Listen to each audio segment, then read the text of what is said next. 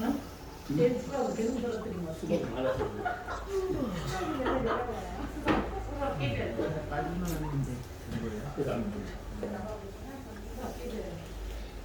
제가 하나님의 일방적인 선택에 대해서 여러분들에게 한번 말씀을 해드릴게요. 레위 11조에 상관돼서 이 레위 자손에 대해서 여러분에게 말씀을 드리겠습니다. 아까도 말씀드렸지만 11조는 세 가지가 있지 않습니까? 레위인이 가나안에 들어갈 때 분깃을 받지 못하잖아요. 그 대신에 12지파에서 12지파에 각 지파에 4개의 성읍을 지어서 48개의 도성을 레위인에게 주지 않습니까? 거기서 제사를 간장하게 하게 하려고 48개의 성읍을 레위인에게 주고 그 앞에 있는 초지를 통해서 생활하게 했습니다. 근데 하나님 이스라엘 야곱의 12 아들 중에 레위는 세 번째 아들이거든요. 세 번째. 근데 하나님께서 민수기 3장에 보시면은 레위를 내 장자로 대표로 이스라엘의 대표로 삼겠다 그러는 거예요. 첫 번째, 두 번째 기분 나쁘죠. 첫 번째, 두 번째 기분 나쁠 거예요. 하나님이 이렇게 일방적인 구속사에 의해서 일반적인 선택을 이제 하시는 것이죠. 하나님의 뜻과 계획이 있기 때문에 섭리를 통해서 이렇게 레위 자손을 이스라엘의 대표로 삼는다라고 했습니다. 그래서 민수기 3장에 보시면은 거기에 보시면은 이스라엘의 그 개수를 인구 조사를 하는데 레위인은 개수에서 뺍니다. 빼요. 분깃을 나눠줄 필요가 없기 때문에. 그러면서 이제 민수기 3장 끝에 절에 가면은 내가 레위인에게는 레위 족속에게는 왜 분깃을 주지 않으시는지 하면서 그들을 이스라엘에 내가 대표로 삼겠다 그러면서 이제 그때서 비로소 이제 개수를 하게 하는데 누구만 개수를 하게 되냐면은 남자아이들만. 그래서 아까 말씀드렸듯이 남자아이들만 개수를 했더니 22,000명이라고. 22,000명.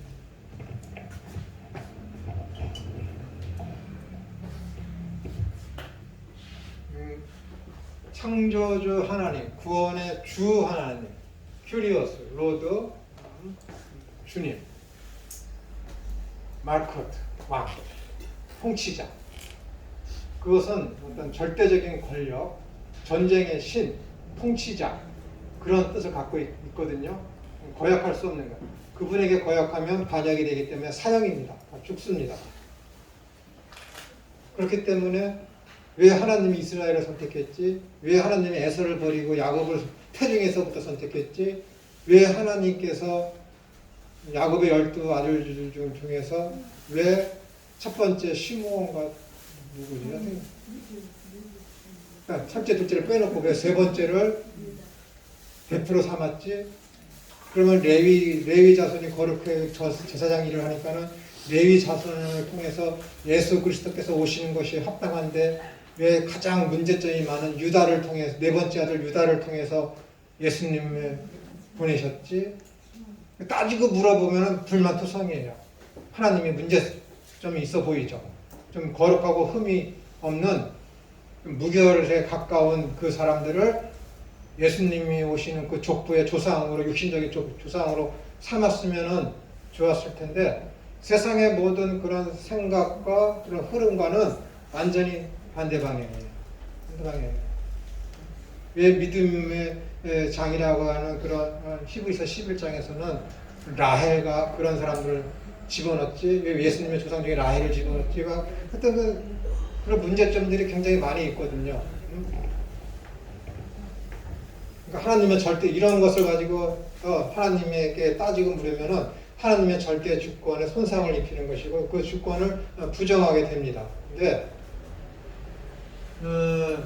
이 레위인이 22,000명이었어요. 레위의 모든 아들들이 한 달 이상 된 모든 아들들이 그 다음에 나머지 12지파 그거는 원래 12지파였는데 레위인을 빼내는 11지파잖아요. 그죠? 근데 어떻게 12지파가 됩니까? 그러니까는 요셉은 빼요. 그죠? 요셉의 두 아들. 그죠? 므낫세와 누구죠? 이름이 기억도 안 나네. 에브라임. 이 둘을 여기다 집어넣으니까는 요셉을 빼니까 10명이잖아요. 레위드 빼고 요셉을 빼니까 므낫세와 에브라임을 집어넣으니까 12명이 되는 거예요. 이렇게 12명을 하니까는 22,270명이에요. 그래서 출애굽기 30장에 보시면은 성전세. 이건 다른 말로 속전세라고 얘기하거든요. 이거는 인구를 계수할 때마다 내는 세금이에요. 인구를 계수할 때마다. 매년 내는 것이 아니라 이스라엘이 인구를 계수할 때마다 내는 세금이에요. 그래서 이 계수를 했더니 여기는 22,000명이고 여기는 22,270명이에요. 근데 이 레위를 뭐라 그랬어요? 하나님께서 이스라엘의 대표로 삼는 거예요. 그 이스라엘의 사상은 뭐냐면은 성경에서 이야기하는 사상은 뭐냐면은 첫째는 뭐예요? 첫째는 대표성을 띠는 거예요. 대표성을 띠는 거거든요. 그래서 이 레위를 이스라엘의 대표로 삼았는데 22,000명이에요. 그리고 나머지 12지파의 첫째 아들들, 12지파의 첫째 아들들만 세워봤더니 22,270명. 여긴 첫째 아들이 아니에요. 레위인의 한 달인가 이상 된 모든 남자들이 22,000명이고 이게 이스라엘 대표니까. 그리고 12지파의 각 지파의 모든 남자가 아니라 첫째 아들들. 12지파의 첫째 아들들이 22,270명이에요. 근데 이것이 22,000명이 뭐예요? 이스라엘을 대표하니까는 이스라엘을 대표하는데 여기는 270명이 더 많잖아요. 그러니까 270명에 대한 어떻게 되는 거예요? 대표를 할 수 있는 레위인이 없잖아요. 레위인도 270명이면은 여기가 대표성을 띠니까는 여긴 또 각 가정의 대표니까는 똑같아지니까는 0이 되는 거잖아요. 근데 이게 270명이 많으니까 270명에 대한 속전을 못해. 270명이 비니까. 이해가 되세요? 네. 270명에 대한 대표가 여긴 없어. 여기 270명이 있으면 좋은데. 그러니까 270명에 대해서 어떻게 되는 거예요? 반세 개씩을 내라는 거야. 성전에다가. 어디에다가? 성전세를 내라는 거야. 그러면 뭐예요? 270명을 여기에다 추가시켜주겠다는 거야. 그래서 이들의 모든 죄가 사해진다. 라는 것이 이 성전세이며 속전세예요. 그런데 예수님께서 마지막에 마태복음 21장인가 거기 보시면은 제자들하고 같이 가버나움에 머물러 계신데 성전세를 걷는 자가 찾아와요. 예수님한테 성전세를 거들어 찾아와요. 왜 다른 사람들은 다 성전세를 내는데 왜 너희 스스로는 성전세를 내지 않니? 그러니까 예수님께서 야, 우리가 성전세를 안 내도 된다. 그런데 저들이 실족치 않게 하기 위해서는 우리가 성전세를 내야 되니까는 너 저기 가서 물고기를 한 마리 잡아와. 그럼 거기에는 은 한 세겔이 있을 거야. 성전세가 얼마라고요? 한 세겔이니까 한 사람당. 그러니까는 한 세겔을 있는 물고기를 잡아서 그걸 내잖아요. 그죠? 그 정도예요. 그러니까는 그러면 예수님이 그 성전세라는 것은 인구 조사할 때만 낸다 그랬잖아요. 그때 인구 조사를 했느냐? 안 했어요. 이것들이 어느 날부턴가 이 성전세를 의무화했어요. 세금 내는 것처럼. 매년 내는 걸로. 매년 내는 거예요. 근데 예수님께서 야, 난 너하고 나는 이스라엘의 맏아들이 되어서 성전세를 낼 필요가 없는데 저들이 실족치 않게 하기 위해서는 우리가 성전세를 내자. 그러니까 이것은 신학적인 의미는 제가 다음에 또 시간이 되면 말씀을 드릴게요.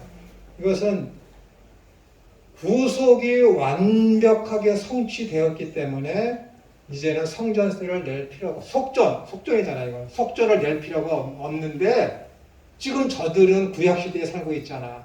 근데 지금 내가 속전세를 내지 않으면은 저들은 실족하게 될 거야. 구약에 대한 그 믿음도 잃어버리게 될 거야. 그러니까는 저들이 실족치 않게 하기 위해서는 우리가 성전세를 내자.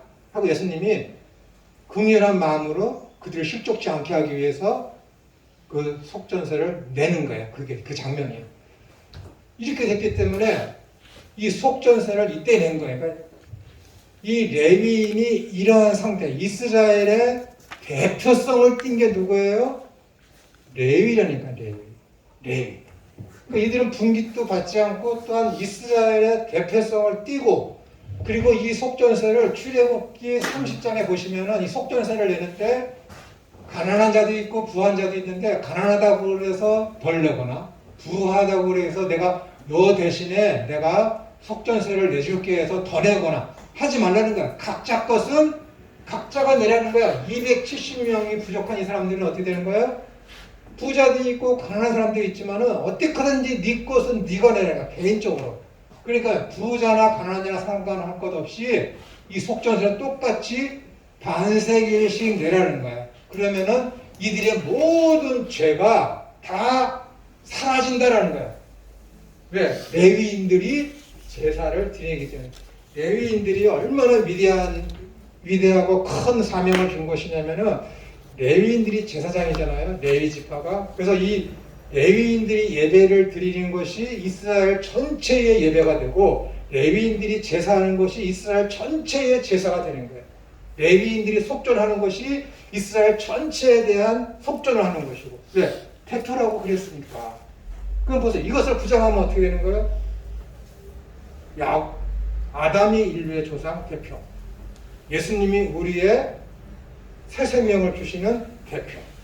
그러니까 레위에 대한 이 대표성을 인정하지 않고 이것을 모르면은 아담과 아브라함에 대한 로마서 6장에서 8장까지 얘기하는 그 아담의 대표성과 예수님의 그 대표성을 이해를 못하는 거예요. 그러니까 예수님도 어떻게 돼? 새로운 인류의 대표이시잖아요. 아담은 죄인을 지은 인류의 대표이고 아담의 죄가 우리에게 다 전가되고 예수님을 믿으면 예수님의 의가 우리에게 전가되고 하는 것처럼 이렇게 대표성을 띠는 것이거든요. 그래서 이 레위인이 예수님을 지금 예표하고 있는 거예요. 그 제사장이니까. 그래서 레위인이 제사를 하는 모든 행위가 이스라엘의 전체에 대한 예배로다가 하나님이 인정해 주시겠다는 거예요. 왜냐하면 민수기 3장에서 이들을 이스라엘의 대표로 하나님께서 삼아 주시겠다고 말씀하셨기 때문에 그렇습니다. 하나님의 절대 주권에 의해서 하나님께서 무조건 선택을 그렇게 하신 것이 선포를 하신 것이죠. 그래서 이 레위인들이 뭐예요? 제사하는 행위가 다 이스라엘 전체를 예표하고 이들에게는 어떻게 되냐? 분깃이 주어지질 않아요. 그러니까 하나님께서 어떻게 돼요? 분깃이 없으니까는 11조를 주는데 매달 11조를 걷는 것을 가지고 이들을 채워주는데 단지 이들이 분깃을 받지 못했기 때문에 11조를 주는 것이 아니라 이러한 모든 것, 이스라엘에 대한 모든 대표성을 띄어서 레위인이 제사하는 행위가 이스라엘 전체에 대한 제사고 레위인이 속죄를 하는 모든 것에 대한 것이 이스라엘 전체에 대한 속죄를 하는 것이기 때문에 그런 모든 레위인의 위치, 자격이 수반되어서 하나님께서 그들에게 11조를 주라는 거예요. 단지 분깃을 못 받았기 때문에가 아니라 분깃 받고 못 받고보다 더 중요한 것은 뭐예요? 이들이 이스라엘의 대표이기 때문에. 그렇기 때문에 이들에게 어떻게 되는 거예요? 10의 1조를 주려는 거예요. 그러니까 10의 1조가 무슨 의미예요? 이스라엘의 대표인 레위한테 주는데 이 가난한 자나 부한 자나 상관할 것 없이 누구에게나 다 똑같이 속전, 죄값을 지불해야 된다는 거야. 그 죄값이 뭐예요? 레위인의 제사 위치. 레위인이 누굴 상징해요? 예수 그리스도 어린 양의 예수 그리스도의 죽으심. 예수 그리스도가 뭐예요? 6월절에 어린 양이잖아요. 여기까지 올라가는 것이거든요. 그러니까는 이 10의 1조의 첫 번째 실은 레위인에게 주는 첫 번째 10의 1조의 의미는 이들이 분깃을 받지 못했기 때문에 그들의 생활을 책임져야 한다는 그 의미보다 더 강한 것이 무엇이냐면은 이것! 어린 양의 그 모습으로서 속전하는 그것! 반드시 생명에 가서 피로다가 책임지는 것, 생명으로 갚아야 되는 그것, 그 어린 양을 의미하는 그것으로서 이것을 지금 이야기하는 거라니까요, 여러분. 10의 1조라는 것은 뭐예요? 레위인의 어떤 배를 지어서 호의호식하게 하는 것이 아니라 이 이스라엘의 대표성을 펴서 이들이 하는 제사와 이들이 하는 예배 행위가 이스라엘 전체를 대신하는 대표성을 띤 그 대신적 대표성을 띤 그것을 의미하기 위해서 10의 1조를 드린다는 거예요. 이 레위인을 위해서. 그러니까 여기 나타나는 것이 뭐라고요? 공의라는 거, 공의. 여기 말씀드렸죠. 270명이 부족해요. 22,000명 중에서 270명이 부족한 게 뭐가 그렇게 큰 대수입니까? 내가 대신 내줄 수도 있잖아요. 가난한 사람이. 그것도 못하게. 정확히 네 것은 네가 하라는 거야. 가난한 자나 부한 자나. 여기에 나타나는 것이 뭐예요? 하나님의 공의, 공평, 정의라는 거예요. 정. 그러니까 마태복음 23장에서 율법의 중한 바 공의와 긍휼과 믿음을 벌였다. 그 공의가 바로 이것을 이야기하는 거예요, 여러분.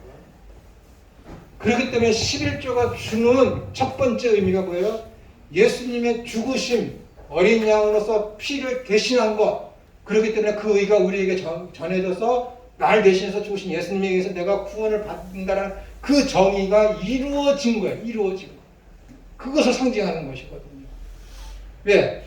하나님이 그렇게 하기로 하셨습니다.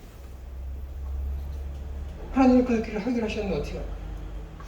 2000년대에 들어오면서 아주 희한한 사건이 발생했습니다. 미국의 SAT 시험을 봤는데 이 아이가 만점을 받았어요. 만점을. 그래서 그 학교에서 경사가 났어요. 그래서 얘는 하버드 대학에 들어가겠다. 하버드 대학을 딱 쳤어. 근데 얘가 똑 떨어진 거예요. 아버지가 화가 나는 거예요. 나 하버드 대학의 그 심사위원들을 난 신뢰하지 못하겠다.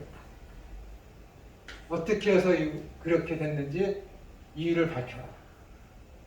세상에 공표를 했어요. 근데 하버드대 심사위원이 뭐라는 줄 알아요? 이 아버지가 누가 그렇게 했습니까? 어떻게 해서 그렇게 됐습니까? 했더니 심사위원이 우리가 그렇게 했습니다. 답변이 그거 하나예요. 우리가 그렇게 했습니다. 그 아버지 반응이 어땠는지 아세요? 알았다. 인정하는 거예요. 위에 그 한 권력에 대해서, 권위에 대해서 인정을 하는 거예요. 세상 사람도 그런다니까요. 하나님이 그렇게 하기로 하신 거예요. 하나님. 이게 절대 주권입니다. 이것이 개혁교단이 가져야 할 가장 우선시 되는 사상이에요. 하나님의 절대 주권 사상. 그래야 편하지. 왜 누구는 저렇게 재물을 많이 줘 저렇게 부여가는, 왜 누구는 저렇게 건강하게 살고 하십니까? 다 인정하는 거야. 가진 걸 족한줄 여길 줄 알아. 다 인정하는 거야. 절대 주권입니다.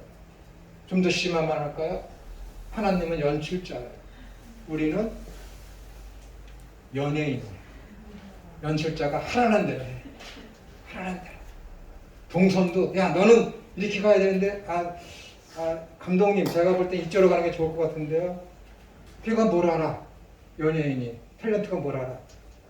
감독은 시작, 중간, 기승전결 다 머릿속에 두고 이 아이가 어떤 표정을 짓고 어떤 톤을 얘기하고 어느 동선으로 움직여야 되는 것이 다 머릿속에 완벽하게 감독이 다 갖고 있는데 한나 탤런트가 이쪽으로 가는 게 좋겠는데 하면 되겠습니까? 안 돼.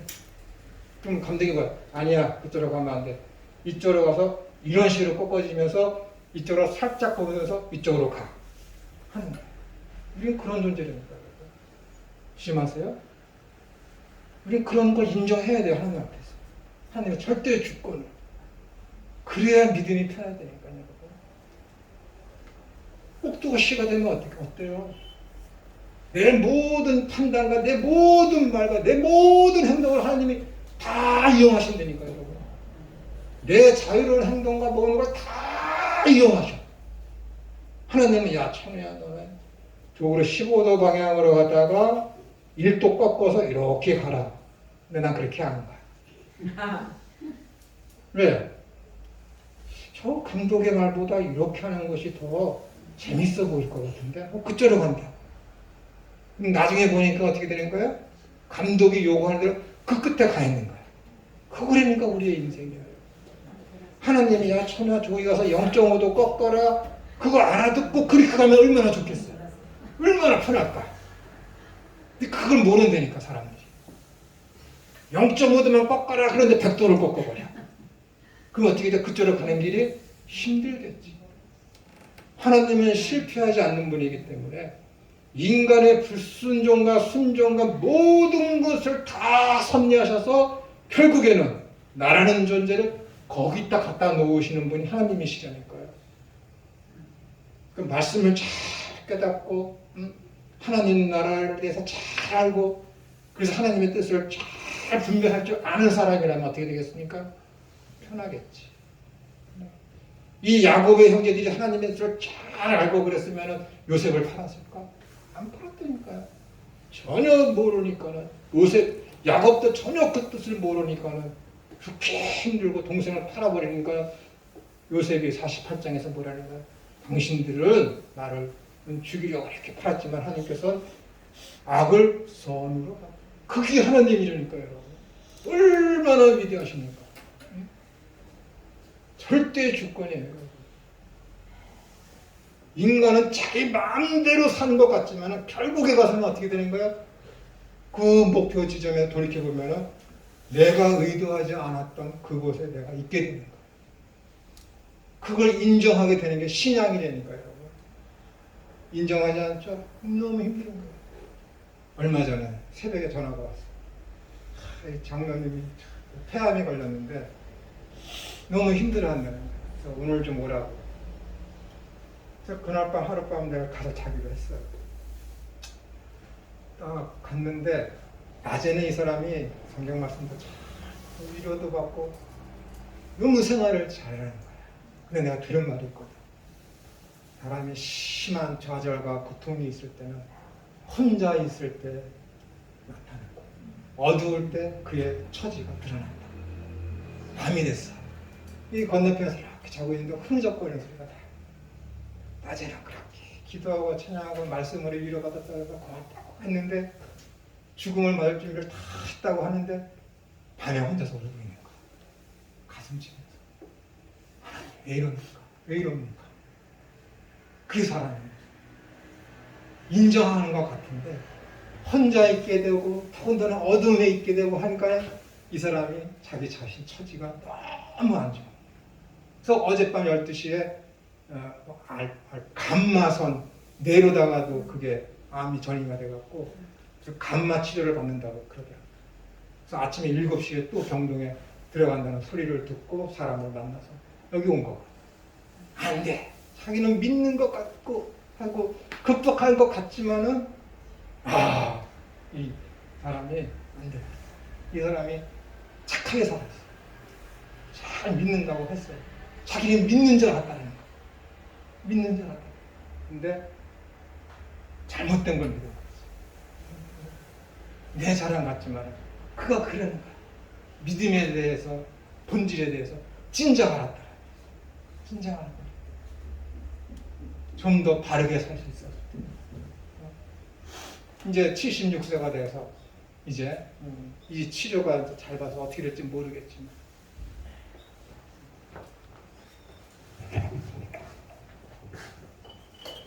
인정이 안 되는 거예요. 인정. 자기는 잘 믿고 제대로 사는 건 줄 알았는데 혼자 있고 절망 큰 두려움 속에 빠지다 보니까는 그 모든 것이 다 믿음이라는 것을 덮어버리는 거예요. 덮어버리는 거예요. 하나님의 주권을 이 사람이 인정을 못해요. 인정을 이렇게 자주 가서 이야기하고 했을 때 한 번은 그 방사선 치료를 받았는데 온몸이 부어오르는 거예요. 온몸. 그 시기를 넘기는 사람이 그렇게 많지 않다라고 그러더라고요. 방사선 치료 받았을 때 온몸이 붓고 신부전증 같은 그런 것들이 나타나면은 넘기기가 힘든데 의사들도 포기했는데 이 사람이 어떻게 하다가 잘 견뎠어요. 그리고 한 3개월인가 지나서 지금 이 현상이 나타난 거거든요. 이 현상. 나을 줄 알았는데 나빠지니까 좌절하게 돼요. 고쳐주면 얼마나 좋겠습니까? 기도하지. 하나님 고쳐주세요. 고쳐주세요.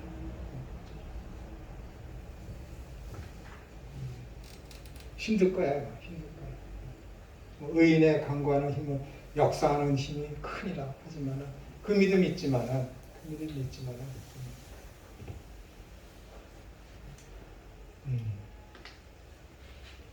우리는 다 여러분들이 인정을 하셔야 됩니다.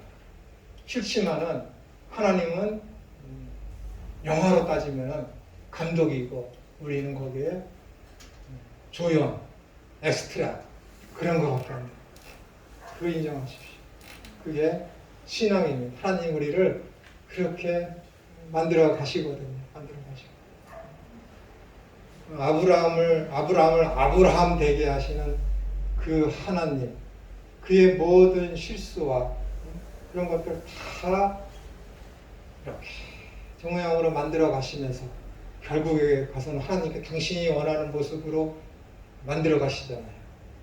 세상에 아들을 바치라는 주군이 어디 있습니까? 다 만들어 가시는 거예요. 다윗이 죄를 지을 때 다윗아 너 그 죄 짓지 마라. 알려주시면 얼마나 좋겠습니까? 그냥 내버려 두시거든.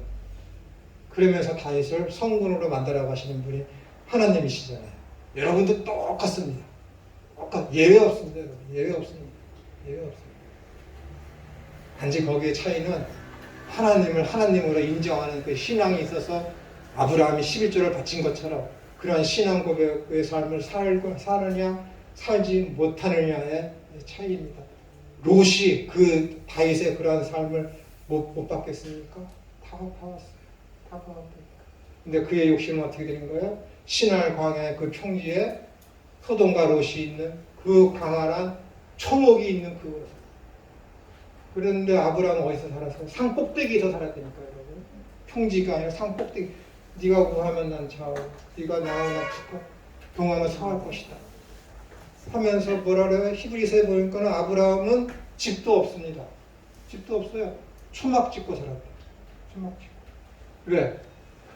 그 본향, 그 하나님의 나라를 더 좋게 여겼기 때문에.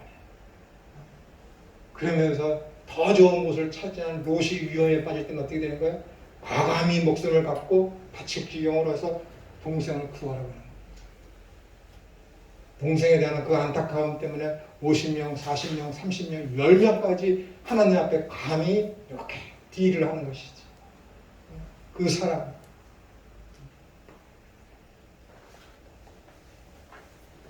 하나님은요 실수하지 아니하시고 손해보지 아니하시는 분이기 때문에 여러분의 신앙의 삶을 편하게 하고 교회를 교회답게 하고 내가 하나님의 거룩하고 흠이 없는 대로 성경하기 위해서는 가장 급선무가 뭐냐면은 믿음 위에다가 그분의 절대 주권을 인정하는 겁니다.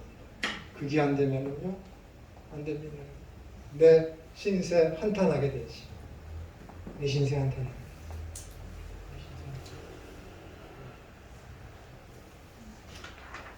교회와 이스라엘의 관계에 대해서 말씀드리겠습니다. 이스라엘과 교회의 관계는 기독교 신학의 역사에서 아주 논란의 대상이 되었습니다. 그러니까 이스라엘은 하나님의 절대 주권에 의해서 그 중요 사건이 일어나는 모든 것들이 하나님의 절대 주권 하에서 그런 것들이 발생하고 성취가 되어지는 것입니다.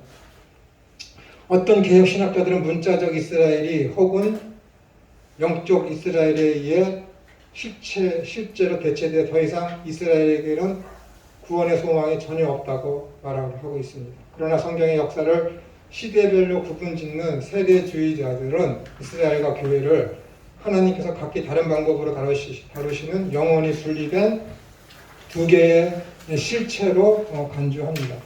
이 세대주의에 대해서는 나중에 종말론 시간이 되면 말씀을 드리겠습니다. 세대주의라는 것은 이렇게 딱 시대별로다가 딱딱딱 족장 시대, 심판의 시대 다 이렇게 구분을 지어서 교회사를 기독교사를 이렇게 구분지어서 바라보는 관점입니다. 그리고 오늘날에 있어서 종말론에서 가장 큰 영향을 미치고 있는 것이 이 세대주의 종말론입니다. 그리고 이 세대주의는 이단은 아니지만은 이 세대주의 종말론 영향을 받은 종말론의 이단들이 가장 많이 생겨납니다. 세대주의 종말론이 주는 영향이 그만큼 큽니다. 그래서 어네스트라는 그 지은 책이 휴거라는 책이 있지 않습니까? 이것도 이제 종말론적 세대주의 종말론에 입각해서 쓰여진 그 책이 바로 이 휴거라는 책입니다. 굉장히 많이 있습니다. 그 다음에 스테파노스 관주 성경이라는 거 혹시 들어보셨습니까? 교회 다니신 오래되신 분들은 들어봤지만은 보셨겠죠. 이 관주 성경도 이 스테파노스가 세대주의 종말론에 속해 있는 목사님이셨는데 그분이 쓴 것이죠. 그분이 이제 성경을 새롭게 번역한 것이 아니라 만약에 사랑하면 그 사랑과 연관된 그 부분을 성경 그 절 위에 이렇게 써놓죠. 그런 걸 관주라고 그러는데 그 성경을 세대주의 종말론적인 입장에서 편찬해낸 것이 이 관주 성경입니다. 그래서 그것도 이제 성경이 있는데 도움이 되지만은 안 보는 것이 더 유익한 책입니다. 즉 신약의 교회, 그러니까 세대주의자들은 즉 신약의 교회와 이스라엘은 구원사에 있어서 전혀 다른 차원에 속한 기관이라고 전혀 연관성이 없는 그런 분리된 기관으로다가 보고 있다라는 것입니다. 세대주의자들이. 그러나 우리는 먼저 문자적 이스라엘이 여러 가지 면에서 영적 이스라엘로 대체되었음을 주목하여야 합니다.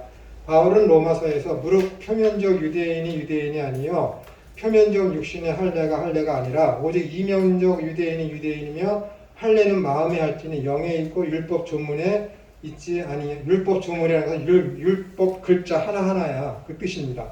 율법 조문에 있지 아니한 것이라 그 칭찬이 사람에게서가 아니요 다만 하나님에게서니라. 그러니까 그 칭찬이 사람에게서가 아니라는 것은 사람에게 잘 보이고 도덕적이고 율법적인 그런 자기의 어떤 정의와 자기의 어떤 정결 예식에 의해서 하나님에게서 나는 것이 아니라 오직 하나님에게서라는 것은 하나님의 절대 주권적인 그런 선택에 의해서 되는 것이다라는 거예요. 구원이라는 것이. 갈라디아에서도 너희가 그리스도의 것이면 곧 아브라함의 자손이요 약속대로 유업을 이을 자니라라고 하였습니다. 그래서 이 4장에 가면서는 어떻게 되는 거예요? 약속을 이을 자라는 것은 육신적인 아브라함의 후손으로 이어지는 것이 아니라 오직 성령을 받은 자들이 참 이스라엘이며 참 아브라함의 후손이다라고 이렇게 이야기하고 있습니다. 이 밖에도 로마서 4장 11, 16, 18절과 9장 7절, 8절에서도 이와 같은 말을 우리가 찾아볼 수 있습니다. 이러한 성경 구절들은 구약의 이스라엘에게 주어졌던 특권들이 신약에 와서는 예수님을 주님과 그리스도로 고백하는 모든 사람들과 교회에게 넘겨졌음을 의미합니다. 그러니까 구약 시대 때 율법을 주시고 그들을 구원하셔서 광야에서 훈련시키는 그 이스라엘을 통해서 이루시고자 하셨던 목적들이 그 뜻들이 오늘날에는 어떻게 되냐 교회에 위임되었다라는 것입니다. 그런 것들이 뭐 아까 11조 얘기했던 첫 번째 11조에 대해서 간단히 말씀드렸지만 그런 것들 하나님의 공의가 이루어졌음을 교회가 선포를 해야 되는 거예요. 공의가 무엇입니까? ጼ데크 디카이오슈네인데 이 ጼ데크라는 근본적 의미는 하나님과의 먼저 된 그 관계의 회복, 관계적 공의를 이야기하고 있습니다. 두 번째서는 뭐라고 하나님께서 법정으로다가 로마서 3장에 있는 말씀대로 예수 그리스도의 피에 의해서 용서함을 받은 사람들이 하나님이 의롭다 칭하셨느냐라는 법정적 공의, 이 두 가지 의의가 있습니다. 그런데 법정적 공의와 관계적 공의가 있는데 먼저 해결되어야 되는 것이 무엇이냐면 관계적 공의이에요. 그럼 이 공의가 무엇이냐면 하나님의 언약을 이루어가는 모든 과정을 가지고 공의라고 하는 거예요. 하나님의 뜻을 이루어가는 모든 과정을 공의라고 하는 거예요. 그렇기 때문에 하나님의 이 뜻을 이루어가다 보면 어떻게 되는 거예요? 사람도 죽일 수 있는 거예요. 우리가 말고 이스라엘 역사 속에서 사무엘이 그러잖아요. 아말렉과 아각을 어떻게 돼요? 포로로 잡았으면은 살리는 게 좋습니까? 죽이는 게 좋습니까? 살리는 것이 훨씬 도덕적이고 윤리적이잖아요. 근데 하나님은 어떻게 돼요? 아각을 죽이지 않았다고 해서 사무엘을 통해서 그 아각의 머리를 쪼개서 죽여버리잖아요. 이것을 공의라는 거예요. 왜? 하나님의 뜻을 이루어가야 되기 때문에. 그러면 저기를 보세요. 공의라는 말이 나와서 가장 확실하게 우리를 보여주는 유다와 그의 며느리 다말의 그 이야기. 그거 어떻습니까? 그게 공의입니까? 유다가 뭐라 그래요? 다말 보고 야 네가 나보다 더 의롭다라고 얘기합니다. 왜? 하나님의 언약은 뭐예요? 자손을 이어가야 되잖아요. 유다를 통해서. 그래서 어떻게 돼요? 자손을 이어가서 예수님이 이 땅에 오셔야 되잖아요. 근데 유다는 그걸 회피했잖아. 첫째 아들, 둘째 아들 죽으니까 셋째 아들도 죽을까봐. 그러니까 다말이 그 아버지를 찾아가서 이렇게 세스윈토크스를 해서 아기를 낳잖아요. 그게 무슨 공의야? 얼마나 추잡스럽고 더러운 사건이에요. 근데 유다가 그것을 깨달아서 거기서 뭐라 그래요? 네가 나보다 더 의롭다 이게. 이게 의라니까요, 여러분. 왜? 하나님의 뜻을 이루어가는 모든 행위가 이 세상에서는 죄가 죄스럽고 추잡스럽게 보이고 물론 죄가 나쁜 거예요. 그러나 하나님의 뜻을 이루어가는 그 과정에서는 그가 하는 말이 뭐예요? 네가 나보다 더 의롭다라고 얘기하는 거예요. 이게 공의입니다. 관계적 의. 법정적 공의는 뭐예요? 이 관계적 공의가 이루어졌어요. 어떻게? 성령을 받았습니다. 예수님을 하나님의 아들과 그리스도를 내가 고백을 해요. 그럼 뭐래요? 하나님께서 네가 아들 예수를 믿는구나. 내가 너를 의롭다 칭하겠노라. 법정으로다 쾅쾅쾅 때리는 거. 그것을 법정적 공의라고 하는 거예요. 이 관계적 공의가 회복되지 않은 상태에서 하나님께서 법정적으로도 공의를 뚱뚱뚱 때리면 되겠습니까? 안 되거든요. 안 되거든요. 그래서 여기서 이야기하는 야 네가 율법에 중요한가 공의는 저버리고 공의를 행해야 된다. 나는 이 공의라는 것은 뭐예요? 하나님과 너 사이의 관계를 회복하고 유지하기 위해서 행하는 것. 그것이 뭐예요? 예수님을 믿는 거라니까. 예수님을 믿는 거. 그러니까 레위인을 대표성으로 띄어서 하는 그 모든 행위가 뭐예요? 공의. 속전세를 내야 되는 거, 핏값을 지불해야 되는 거. 누가 지불했어? 예수님을 지불했잖아. 예수님께서. 그것을 믿는 거라니까요, 여러분. 그것을 가지고 공의라고 그러는 거예요. 그러니까 레위인한테 어떻게 되는 거야? 10의 1조를 드리는 거야. 그리고 10의 1조는 뭐예요? 땅에서 난 분깃만 갖고 하는 거예요. 땅에서 난 거. 바다에 있는 물고기 못 먹습니까? 하나님 안 받으신대. 공중에 나는 새들을 못 먹습니까? 하나님 그거 안 받으신대. 땅에서 난 것만 11조를 바치라는 거예요. 그럼 당시에 돈이 없었습니까? 돈이 있었어요. 아브라함이 헷 족속한테 어떻게 돼요? 자기의 무덤, 자기 부인의 무덤을 사기 위해서 은을 어떻게 돼요? 지불하잖아요.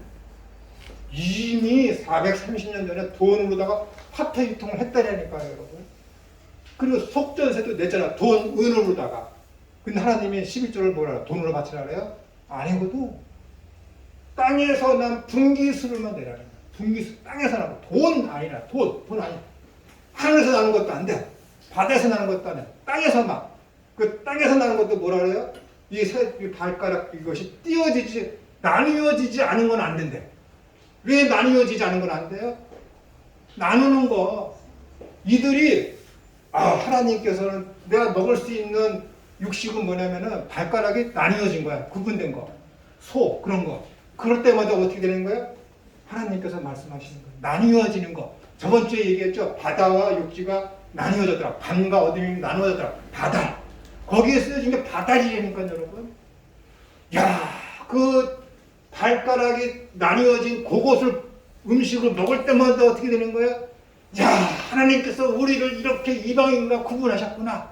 그 은혜를 생각하라고 하나님께서 고의적으로다가 돼지고기 발가락 갈라지지 않은 거 먹지 말라 그러는 거라니까 여러분. 괜히 그런 게 아니에요 여러분. 하나님이 얼마나 신명막직하시고 아주 오밀조밀하고 자세하고 세세하게 그런 것을 우리에게 계시하여 주셨는데, 하나님이 그런 분이시나 구원사에 있어서, 구원 역사에 있어서만큼 그 나그네와 고아와 가부를 불쌍히 하기라 너희들이 그러한 때를 기억하라는 거야. 애굽의 노예로 있었을 때 그들을 너희를 소홀히 여기지 말고 대접하라는 거예요 여러분. 실제적으로 그것을 망각하고 그것을 구분 못해? 너 그런 그리스도는 아니야. 이스라엘 아니라는 거야. 그것을 먹는 사람은 어떻게 되는 거야? 돌로 쳐 죽인다니까. 그거 하나 어려운데 얼마나 무섭습니까? 하나님의 은혜를 망각하는 거. 너희들이 애굽에 있었을 때 그런 상태에 있을 때 어린 양을 피를 문설주에 바쳐서 그걸 믿기만 하면 구원을 얻는다. 그리고 유월절과 오순절과 초막절을 기념하면서 따로 11절을 거둬라. 그리고 그날에 축제를 온갖 축제를 해라. 그것은 뭐예요? 앞으로 임하게 될 하나님의 나라 완성된 그 나라에 대해서는 축복된 영광스러운 천국 잔치가 일어날 거야. 그 소망을 바라보면서 그 믿음으로다가 11조를 하는 거예요. 그러니까 뭐예요? 너의 율법의 중앙과 공의와 긍휼과 믿음 다 11조에 포함되어 있는 거라니까요 여러분. 왜? 하나님이 그렇게 하기로 했거든. 절대자가 그렇게 하기로 했거든. 뭘 힘문을 할 거야. 하나님이 그렇게 만들어 버리셨는데 내가 그렇게 하기로 했다는데, 우리 집에서 내가 그렇게 하기로 했다고 그러봐. 우리 딸들한테 몰며 맞아 줬지. 서러워 죽겠습니다. 오죽하면 내가 어린이집에서 남자 한 명만 우리 집에 있었으면 좋겠다. 우리 집사람이 설거지하는 거는 불합리한 거고 우리 설거지 하는 게 불합리한 거. 내가 설거지 안 하면 그게 또 불합리한 거. 그럼 누가 해야 되겠어? 내가 해야지. 나는 바빠 죽겠는데 지금 밖에서 손님이 와서 기다려서 성경 말씀 좀 함께 토론하자고 하는데도 우리 작은 딸은 붙잡아 설거지 시키고 가네. 이게 그저께 일어난 일이야. 그저께.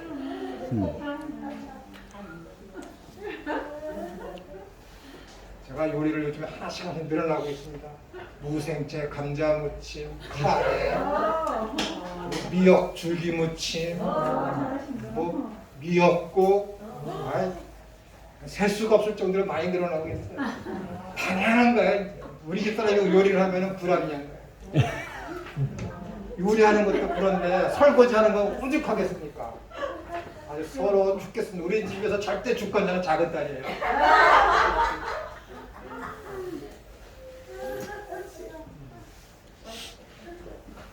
다음 16절 보겠습니다. 이러한 성경, 그러니까 여러분들이 하나님의 절대 주권을 여러분들이 인정하든 안 하든 하나님은 절대 주권자이십니다.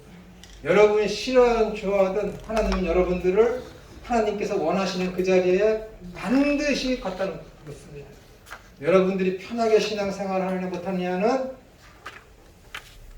말씀을 통해서 지혜를 얻어서 하나님의 뜻을 잘 간파하느냐 못하느냐 거기에 달려 있습니다.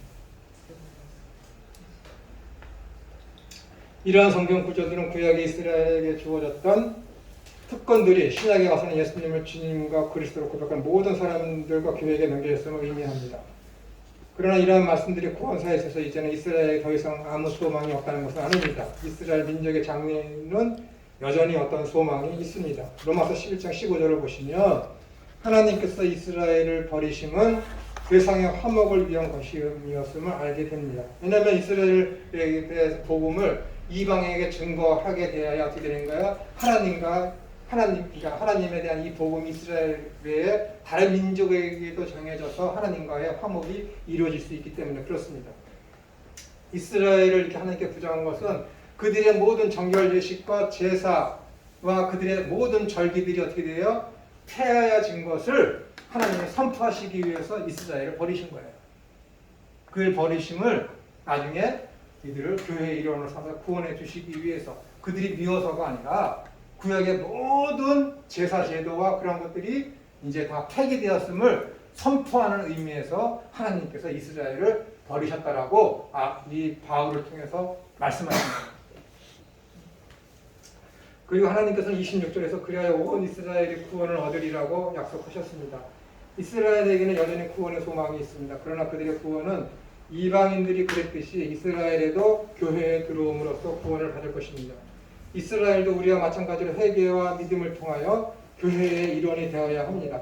이것 외에는 구원을 받을 수 있는 길이 성경 어느 곳에서도 제시된 적이 없습니다. 그러니까 사도 바울이 로마서를 보시면은 어디지? 그러니까 스페인이 땅 끝인 줄 알았어요.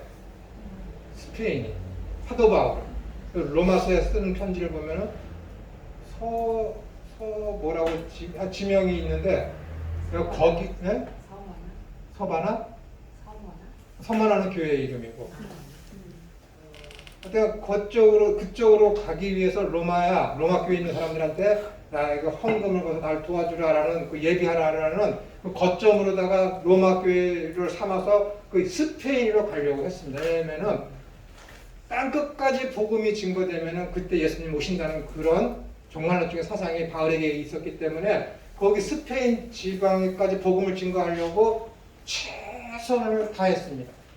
당시에는 그랬어요. 스페인이 땅 끝인 줄 알고 그 사람들이 이쪽 아메리카나 이쪽 일본이나 국동지방 우리나라를 그 사람들이 있는 줄 알았겠습니까? 전혀 몰랐었죠.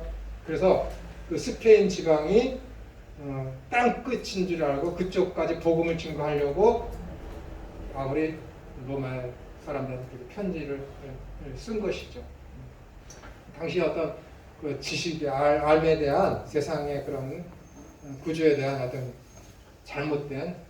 잘못이라고 하기보다는 몰랐던 그런 지식이 만들어낸 오류라고 할 수 있습니다. 근데 신비적인 사람들은 왜 하나님이 그런 거 안 알려주셨지? 하지만은 성경을 쓰는 이런 모든 내용들도 그 성경 한 기자의 능력을 벗어나서 성경을 기록하게 하지는 않으셨습니다. 이해가 되십니까? 하나님께서 마태복음을 쓴 마태가 모르는 지식을 강압적으로 신비적으로 줘서 마태복음을 쓰게 한 게 아니에요. 마태가 자라온 환경과 배경과 아는 지식과 그의 성품과 성격 모든 것을 다 이용해서 쓰게 하신 것이지 그가 몰랐던 지식이나 그가 가지지 못했던 능력을 성경을 기록하게 하기 위해서 하나님이 그에게 이렇게 신비적인 능력으로 기적을 주셔서 마태복음을 쓴 게 아니라는 거예요. 그가 알고 있는 지식의 범위 한계 내에서 그가 바라는 교육 수준 내에서 성경을 기록하게 한 것이에요. 그렇기 때문에 사도 바울이 쓴 13개 내지 14개의 서신서는 수사학적으로 완벽합니다. 그런데 다른 책들은 수사학적으로 이렇게 보면은 사도 바울의 그 문체보다 많이 떨어져요. 왜냐하면 이것이 뭐예요? 그의 교육적인 그런 능력을 하나님이 초월하도록 해서 그들에게 성경을 기록하게 하지 않으셨다라는 거예요. 만약에 하나님께 신비적인 능력을 주셔서 사복음서를 기록했다거나 하면은 사복음서가 필요 없지. 한 복음서만 있으면 되잖아요. 그렇지 않겠습니까? 한 복음서만 있으면 되는 거예요. 마태복음이든지 사복음서 중에 하나만 있으면 되는 것이죠. 근데 이 사람이 쓴 것은 요것이 빠져있고 저 사람이 쓴 것은 요것이 빠져있고 그러니까 어떻게 돼요? 공관복음, 마태, 마가, 누가를 한 가지 관점으로 본다고 해서 공관복음에서 통일되는 것이 있고 또한 서로 빠진 것이 있고 요한복음도 완전히 다르고 그렇기 때문에 신비적인 방법을 통해서 성경을 썼다라고 생각하는 것은 그것은 미신적인 거예요. 미신적인 거예요. 여러분도 마찬가지예요. 성경을 읽고 해석하고 그러는데 기도를 했더니 하나님께서 꿈속에 이러한 신비적인 통찰력을 주셨다? 있을 수 없는 거예요. 그건 다 귀신이 주는 거예요. 다 종말론적인 그런 사상에 물들어서 거기에 빠져갖고 성경을 잘못 해석하고 사람들을 가르치게 하는데 아주 그냥 농락당하는 것이죠. 그런 것을 혹하면 여러분 되지 않습니다. 성경 잘 읽고 잘 해석하고 잘 가르치시고 신앙생활 잘하고 싶으세요? 부지런히 연구하셔야 됩니다. 기도하고 최선을 다하고 목숨 걸고 여기에 매진을 하셔야 되는 거예요. 그래야 성경을 알 수 있는 것이지 기도를 했더니 하나님께서 동정녀의 뜻은 그런 것이 아니다. 이런 것이 없다. 그런 거 절대 있을 수 없습니다. 그래서 이제 이상을 요약하겠습니다. 교회는 새 이스라엘입니다. 옛 언약에서 이스라엘이 점유했던 위치를 새 언약에서는 교회가 점유하고 있습니다. 구약 성경에서 하나님 나라가 이스라엘 민족을 통해서 역사했으나 신약 성경에서는 교회를 통해서 역사하십니다. 구약의 이스라엘, 특히 스데반을 통해서 붙여진 광야 교회는 현 교회를 모형하는 그림자로서의 역할을 하므로 오늘날의 교회가 어떠해야 하는지를 보여줍니다. 그리고 이스라엘에게 다가올 특별한 미래가 있습니다. 그것은 그들이 대대적으로 회심하고 교회에 들어오게 된다는 것입니다. 이런 일들이 이제 일어나고 있죠. 점점 메시아닉 주라고 그래갖고 유대인들 중에서 예수님을 하나님의 아들과 그리스도로 인식하고 영접하는 사람들이 점점 많이 늘어나고 있습니다. 그렇기 때문에 이스라엘에서도 그들에 대한 핍박이 굉장히 날로 심해지고 있죠. 근데 그들에게 가지고 있는, 그들이 이제 성경을 푸는 어떤 신약 성경을 읽고 그들이 해석하는 것을 보면은 굉장히 뛰어난 부분들이 많이 있지만은 제가 일전에 말씀드렸지만은 그들이 어떤 조직 신학적인 그런 신학적인 사고가 매우 희박합니다. 역사적인 그런 배경 하에서, 문화적인 배경 하에서만 성경을 바라보는 관점이 있기 때문에 여전히 그들이 추구하는 것은 무엇이냐면은 성전이 다시 세워져야 한다라는, 그것이 이스라엘의 진정한 회복으로 보고 그렇게 이제 구약과 신약을 함께 믿으면서 구약에서 사라져야 할 것을 포기하지 아니하고 같이 함께 가지고 가려는 반쪽짜리의 복음을 가지고 있는 사람들이 굉장히 많이 있습니다. 그래서 사도 바울이 가는 곳마다 원수들이 찾아오지 않습니까? 어떻게 믿음으로만 구원을 얻을 수 있니? 할례도 받아야지 하는 그런 것들, 율법도 지켜야지 하는 그런 것들이 지금 이 시대에 이 메시아닉 주라는 그런 새롭게 생겨나는 기독교 단체에 의해서 이 기독교가 다시 한번 사도 바울이 겪었던 그런 위험 속에 또 처해 있게 되고, 거기에 이제 물들어 있어서 그것을 추종하고 돕고 있는 한국의 개신교 교회 목사들도 굉장히 지금 많이 발생하고 있습니다. 그러니까 여러분들이 갈라디아서나 골로새서 그런 데 보면은 사도 바울이 가는 곳마다 찾아와서 사도 바울의 복음을 해방하고 하는 자들이 다 무엇이냐면은 유대인 그리스도인들이에요. 유대인이면서 그리스도. 그들이 원하는 것이 뭐예요? 그냥 믿음으로만 구원받는 것이 아니라 너희들이 율법을 지키면서 율법에 있는 할례도 받아야 된다 라고 주장하는 거예요. 그러니까 율법 플러스 어떤 알파가 있어야지 구원을 받는다라니까 어떻게 되는 거예요? 사람들이 그 말에 대해서 더 이성적으로 합리적으로 다 받아들여지니까 사람들이 혹해서 넘어가게 되는 것이죠. 그 부분에 대해서 사도 바울이 갈라디아에서 뭐라고 그러냐면은 천사일지라도 하나님의 저주가 그에게 쏟아질지어다 라고 그렇게 아주 그냥 강하게 그들을 저주합니다. 그러니까 복음 플러스 알파는 없습니다. 예수님의 피, 그 다음에 믿음 플러스 알파 있는 것은 다 뭐예요? 이단입니다. 오직 믿음으로만 구원받고 오직 믿음을 가진 사람들만이 참된 교회의 일원이 될 수 있는 거예요. 그러니까 그들이 가지고 있는 신앙 고백은 무엇이냐면은 하나님 나라와 예수 그리스도에 대한 믿음입니다. 그리고 그 하나님의 나라가 이 세상보다 더 낫다라는 그 믿음, 그 사상, 그 방향성.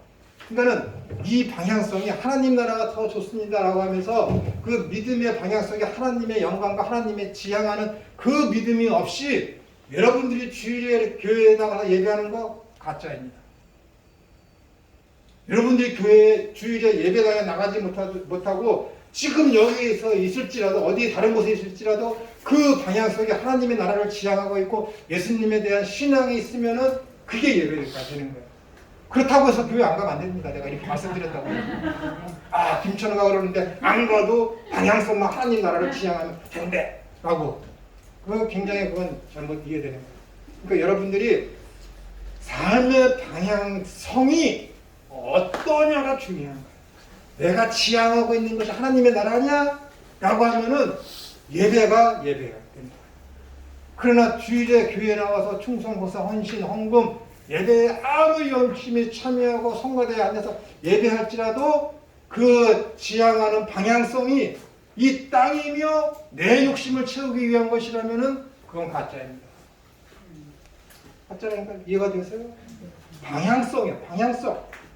내 신앙, 내 믿음의 방향성, 그 내용, 그것이 여러분의 구원을 좌지우지한다니까요, 여러분.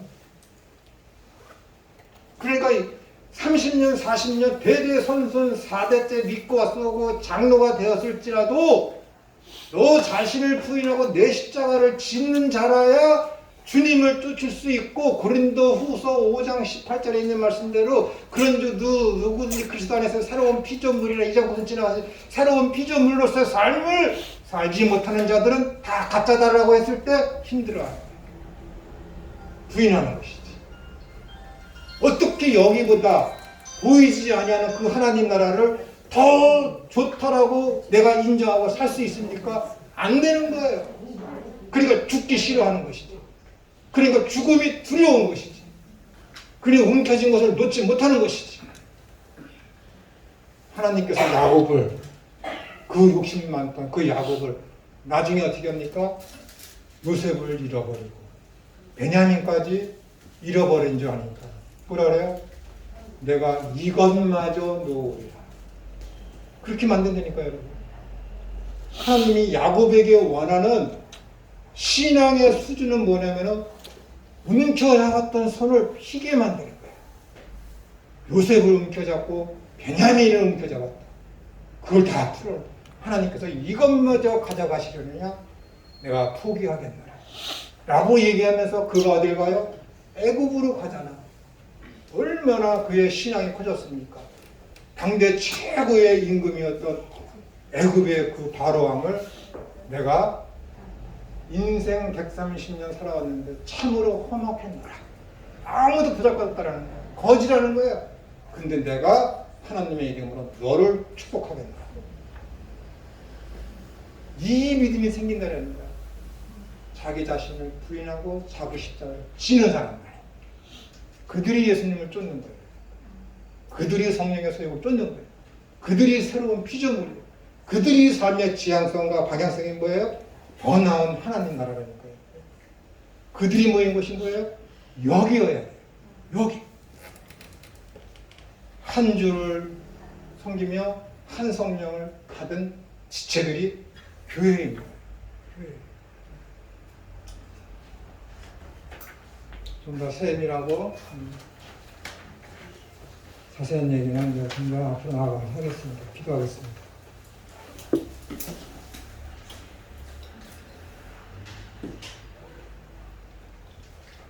신앙으로서 세상을 살아갈 때에 하나님 나라를 실체로 저희들이 바라보며 살아갈 수 있도록 하여 주옵소서.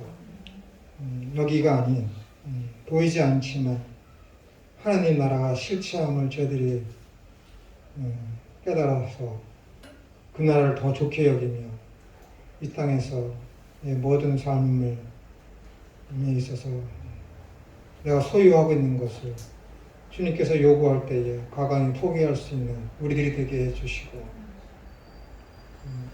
사도 바울이 갈라디아 교인들을 통해서 이야기한 것처럼 다른 사람을 나보다 더 높이 여기고 좋게 여길 수 있는 그러한 자세로서의 삶을 살게 해주심으로 말미암아 항상 내 마음이 흡족하고 자유가 넘치며 기쁨이 넘치며 감사가 넘치는 삶을 넉넉히 살아나가는 우리 모두가 되기를 주님 앞에 간절히 소원합니다. 거룩하신 예수님의 이름으로 엎드려드리옵나이다. 아멘.